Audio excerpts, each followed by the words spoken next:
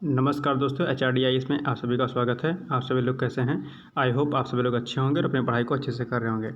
देखिए, जो आप लोगों से हमने वादा किया था कि 10,000 MCQs आपको कराए जाएंगे आपकी RO के एग्ज़ाम जब तक प्रीलिम्स होगा तब तक, ठीक है। तो इस सीरीज़ में 10,000 की क्वेश्चन जो हम आपको करवा रहे हैं, इसमें हमने लगभग 5 से 6 वीडियो आपके अपलोड कर दिए हैं जो कि ऑब्जेक्टिव फॉर्म में आपको कराए गए हैं।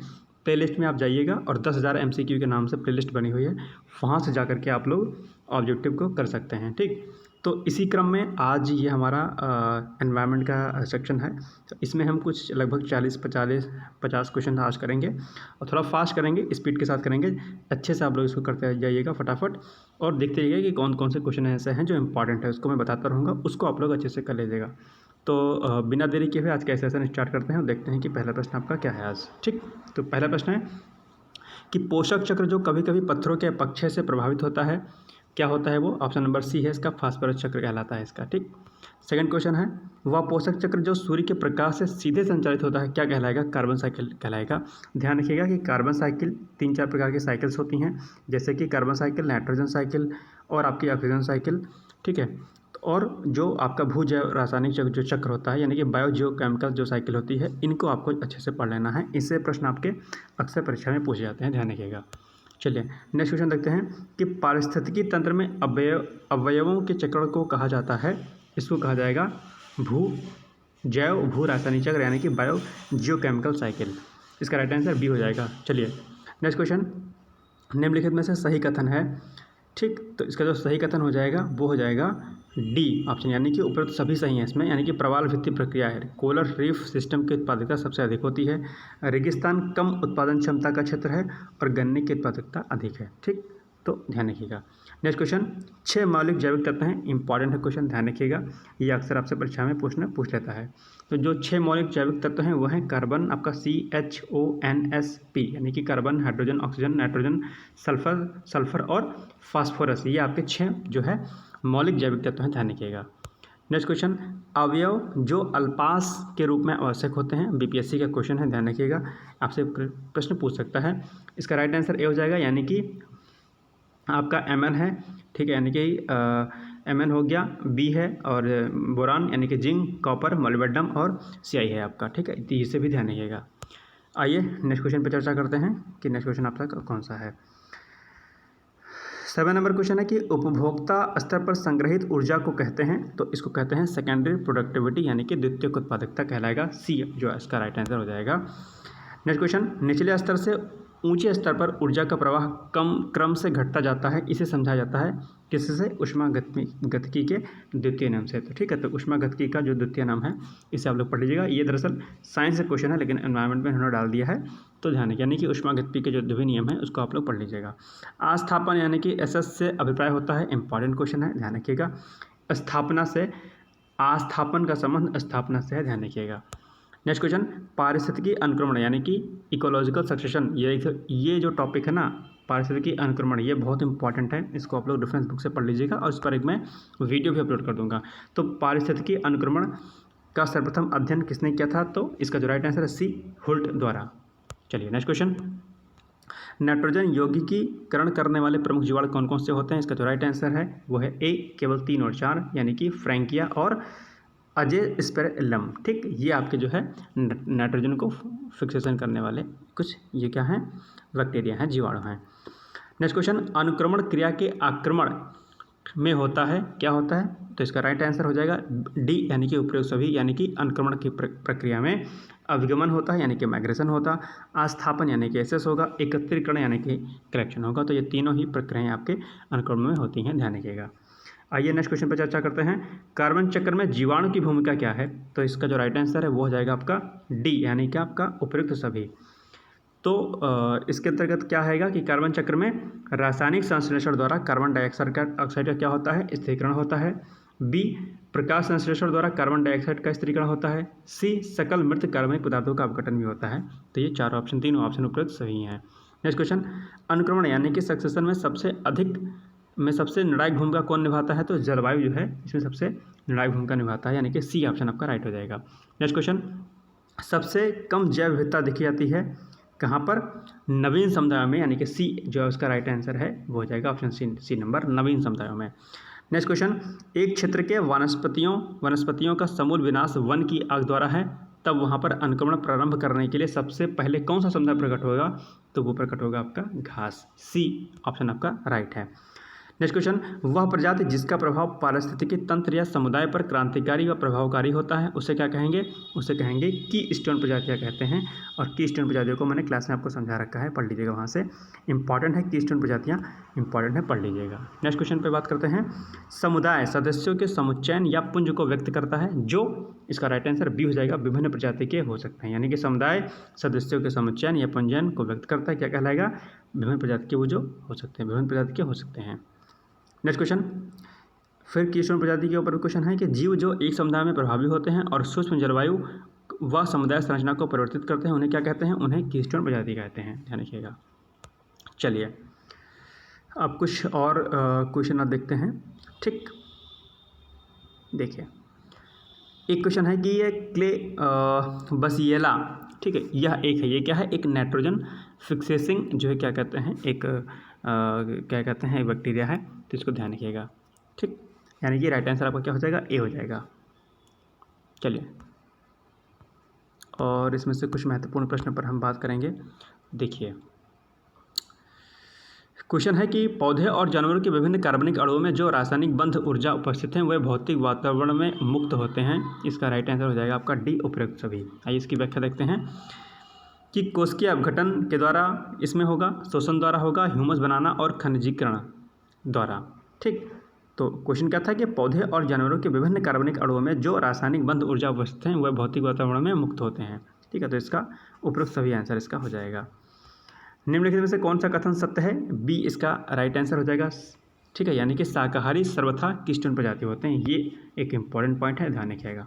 ठीक, शाकाहारी यानी कि हर्बीवोरस। चलिए नेक्स्ट क्वेश्चन, सामान्य जीवाणु जिसमें नाइट्रोजन स्थिरीकरण की क्षमता होती है क्या कहलाएंगे? वो जो है आपका क्लोरोबियम रोडोस्पाइरिलम। ठीक, ध्यान रखिएगा, इसका राइट आंसर डी है।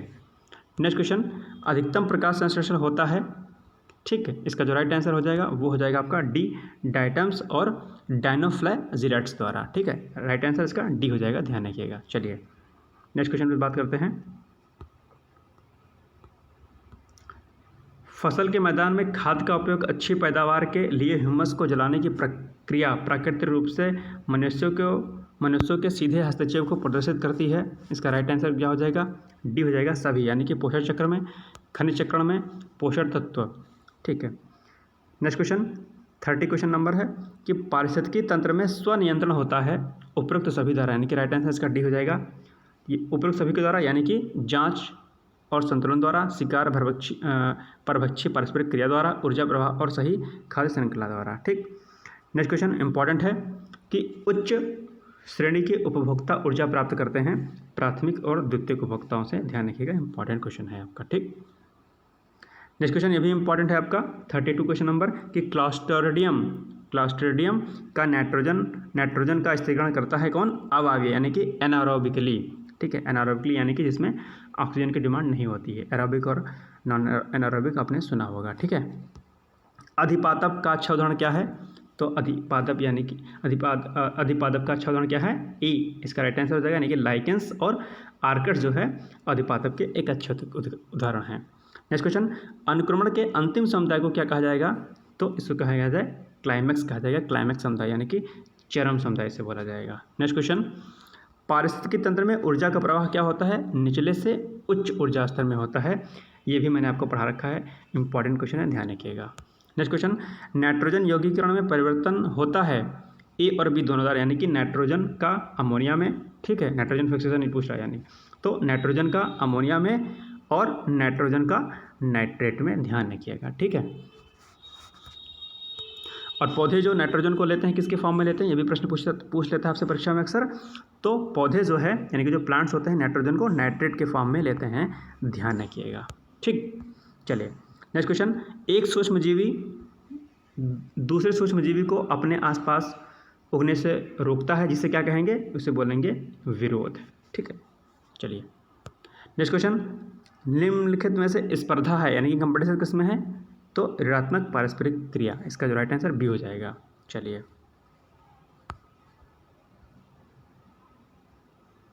अब बात करते हैं कि ये जो क्वेश्चन है आपका, क्वेश्चन नंबर आपका हो जाएगा ये 39 की जैविक साम्यता स्थापित होती है किसमें।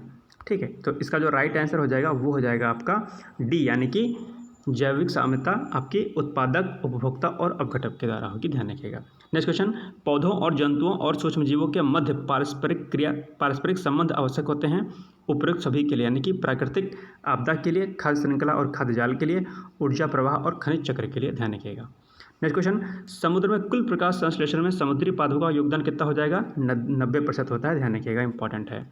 नेक्स्ट क्वेश्चन आपका, शाकाहारिता और मांसाहारिता को वर्गीकृत करते हैं, आज का आपका राइट आंसर डी हो जाएगा, ए और सी, यानी कि परभक्षी में और द्वितीयक उत्पादक में। चलिए नेक्स्ट क्वेश्चन आपका इंपॉर्टेंट है, ध्यान रखिएगा। ठीक, अनुक्रमण में सबसे उग्र स्पर्धा किसमें होती है, सीरियल समुदाय में, यानी कि क्रमकीय समुदाय में, ध्यान रखिएगा। फिर है, ये क्वेश्चन आपका रेडी हो चुका है। नेक्स्ट क्वेश्चन, परजीविता उदाहरण प्रस्तुत करते हैं, तो ए इसका राइट आंसर हो जाएगा, ऋणात्मक पारिस्थितिकी क्रिया का। चलिए नेक्स्ट क्वेश्चन, पारिस्थितिकी तंत्र के तत्वों के चक्रों को क्या कहा जाएगा, जैव भू रासायनिक चक्र कहा जाएगा। इंपॉर्टेंट क्वेश्चन है, आपकी परीक्षा में IAS और PCS दोनों में पूछा भी जा चुका है। ठीक, नेक्स्ट क्वेश्चन, निम्नलिखित पारिस्थितिकी तंत्रों के प्रकारों में से कहाँ शुद्ध वनस्पति उत्पादन की वार्षिक औसत दर अधिकतम है, तो आपका राइट आंसर ए हो जाएगा, शीतोष्ण घास स्थल में।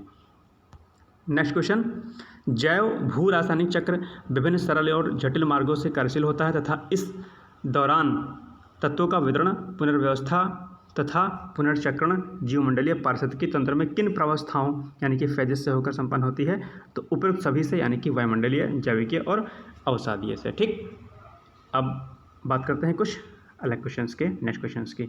ठीक है, इसको छोड़ देते हैं, इंपॉर्टेंट नहीं है। चलिए, और आपका कि चरम समुदाय, आपका नेक्स्ट क्वेश्चन है कि चरम समुदाय यानी कि क्लाइमैक्स कम्युनिटी वाले प्रौढ़ पारिस्थितिकी तंत्र की जातियों में विविधता अधिक होने के कारण प्राकृतिक पारिस्थितिकी तंत्र में स्थिरता होती है। इसका राइट आंसर ए हो जाएगा, होम्योस्टेटिक क्रियाविधि में वृद्धि हो जाएगी। नेक्स्ट क्वेश्चन, पारिस्थितिकी तंत्र के विकास की अवस्थाओं के आधार पर किस प्रकार के पारिस्थितिकी तंत्र में शुद्ध समुदाय उत्पादकता कम, सकल जैव पदार्थ अधिक तथा पोषक तत्वों के पुनर्जनन में वृद्धि पाई जाती है। इसका राइट आंसर बी हो जाएगा, प्रौढ़ पारिस्थितिकी तंत्रों में, ध्यान रखिएगा। नेक्स्ट क्वेश्चन, किस प्रकार के पारिस्थितिकी तंत्र में पोषक तत्वों का परिरक्षण अच्छी तरह नहीं होता है तथा जैव विविधता कम पाई जाती है किंतु शुद्ध समुदाय उत्पादन अधिक होता है, बी इसका प्रारंभिक अनुक्रम वाले पारिस्थितिकी तंत्र में, इसका राइट आंसर बी हो जाएगा। नेक्स्ट क्वेश्चन, अधोलिखित में से किस प्रकार के प्राकृतिक पारिस्थितिकी तंत्र में सर्वाधिक उत्पादकता होती है, तो इसका जो राइट आंसर बी हो जाएगा, ज्वारीय एस्चुरीज में। नेक्स्ट क्वेश्चन, अपघटक यानी कि डीकम्पोजर्स किस पोषण स्तर के जीव हैं, इसका राइट आंसर हो जाएगा डी, पोषण स्तर 4 के हैं। नेक्स्ट क्वेश्चन, पारिस्थितिकी तंत्र में किसका चक्रण यानी कि साइक्लिंग नहीं होता है, PCS में क्वेश्चन आया हुआ है, ऊर्जा का नहीं होता है। ठीक है, नेक्स्ट क्वेश्चन, सौर ऊर्जा की सबसे महत्वपूर्ण भूमिका किसमें होती है, कार्बन चक्र में होती है, डी ऑप्शन नंबर इसका सही हो जाएगा। नेक्स्ट क्वेश्चन, पारिस्थितिकी तंत्र में एक टिकाऊ और जैव समूह कहलाता है, चरम अवस्था यानी कि क्लाइमैक्स कहलाएगा, ध्यान रखिए, ये प्रश्न इंपॉर्टेंट है, बार बार आपसे परीक्षा में पूछा जा रहा है, तो ध्यान रखिएगा। चलिए नेक्स्ट क्वेश्चन पे बात करते हैं कि देखते हैं कि नेक्स्ट क्वेश्चन आपका कौन सा है। नेक्स्ट क्वेश्चन है कि पारितंत्र उत्पादकता के संदर्भ में समुद्री उत्प्रवाह यानी कि अपवेलिंग क्षेत्र इसके लिए महत्वपूर्ण है क्योंकि वह निम्नलिखित माध्यमों से समुद्री उत्पादकता को बढ़ाते हैं। इसका राइट आंसर हो जाएगा आपका बी यानी कि केवल 2 यानी कि पोषकों को सतह पर लाकर। ठीक, ध्यान रखिएगा। नेक्स्ट क्वेश्चन, निम्नलिखित पर विचार कीजिए। 1 नंबर प्रकाश संश्लेषण, 2 श्वसन, 3 जैव पदार्थों का अपक्षय, 4 ज्वालामुखी क्रियाएं। अब प्रश्न पूछा है कि उपरोक्त में से कौन सी क्रियाएं पृथ्वी के कार्बन चक्र में कार्बन डाइऑक्साइड जोड़ती हैं। इसका राइट आंसर सी हो जाएगा 2, 3 और 4। क्या 2 यानी कि श्वसन, 3 यानी कि जैव पदार्थों का अपक्षय और 4 यानी कि ज्वालामुखी क्रियाएं। ठीक है, ध्यान रखिएगा। नेक्स्ट क्वेश्चन, ये मोस्ट इंपॉर्टेंट क्वेश्चन है, अक्सर परीक्षा में पूछ लेता है, ध्यान रखिएगा। निम्नलिखित में से कौन सी एक जैविक अनुक्रमण की प्रावस्थाओं का सही क्रम है। इसका जो राइट आंसर हो जाएगा वो हो जाएगा ए यानी कि नग्नीकरण, प्रवास, आस्थापन, प्रतिक्रिया और स्थिरीकरण। रट लीजिएगा, बहुत मोस्ट इंपॉर्टेंट क्वेश्चन है, ध्यान रखिएगा। नेक्स्ट क्वेश्चन, वर्षा की मात्रा किस पर निर्भर करती है, तो ये निर्भर करती है, राइट आंसर इसका बी है, वायुमंडल की नमी पर। नेक्स्ट क्वेश्चन, निम्नलिखित कथनों में कौन सा सत्य नहीं है? ठीक है, तो इसमें सत्य नहीं क्या है कि भूमध्य रेखा से ध्रुवों की ओर जाति विविधता में वृद्धि होती है। ये आपका जो आंसर है ये आपका गलत हो जाएगा। ठीक है, जैसे ये आपके जैसे ये क्या आपका ये है पृथ्वी है, तो ये क्या बीच में इक्वेटर होता है, और क्या है तो ये कह रहा है कि भूमध्य रेखा से ध्रुवों की ऊपर जाने की, यानी कि भूमध्य रेखा ध्रुव कहाँ होगा, ये ध्रुव होगा, ये ध्रुव होगा। तो भूमध्य रेखा से ध्रुवों की ओर जाने पर क्या कह रहा है कि जाति विविधता में वृद्धि होती है? नहीं, ध्रुवों से इक्वेटर से यानी कि भूमध्य रेखा से ध्रुवों की तरफ जाने पर जैव विविधता में वृद्धि नहीं होती है, बल्कि ये घटती जाती है। ठीक है, जैव विविधता आपके इक्वेटर वगैरह के एरिया में ज़्यादा होती है, ध्यान रखिएगा। ठीक, बाकी सारे आपके ऑप्शन इसमें सही हैं। नेक्स्ट क्वेश्चन, सुपोषण के संदर्भ में निम्नलिखित में से कौन सा कथन सही है? तो इसका राइट आंसर हो जाएगा 1 और 2 दोनों सही है। एक नंबर है कि यह जल निकाय के पोषक तत्व संवर्धन की घटना है। ठीक है, दूसरा, यह जल में घुलित ऑक्सीजन को कम करता है। तो ये आज आपके कुछ महत्वपूर्ण प्रश्न थे। ठीक है, आई होप कि आपको अच्छे लगे होंगे और इसको अच्छे से प्रिपेयर कर लीजिएगा। प्रश्न बनने की संभावना बहुत ज़्यादा है, क्योंकि आप लोग देख रहे हैं कि हर प्रश्न में लिखा हुआ है कि कौन कौन सा प्रश्न किस किस में आया है। जैसे यूपीपीसी 2017 में आया हुआ है, इसके अलावा ऊपर देखिए आईएएस 2011, सीडीएस में आया हुआ है। ऐसे कई सारे प्रश्न ऐसे हैं जो आपके पूर्व में पूछे जा चुके हैं, तो ये इम्पॉर्टेंट है। तो आप लोग पढ़िए, इसको रिवाइज कर लीजिएगा। कल दोबारा से कुछ नए सब्जेक्ट के साथ हम नई सीरीज लाएंगे। तब तक आप सभी लोगों को जय हिंद, जय भारत।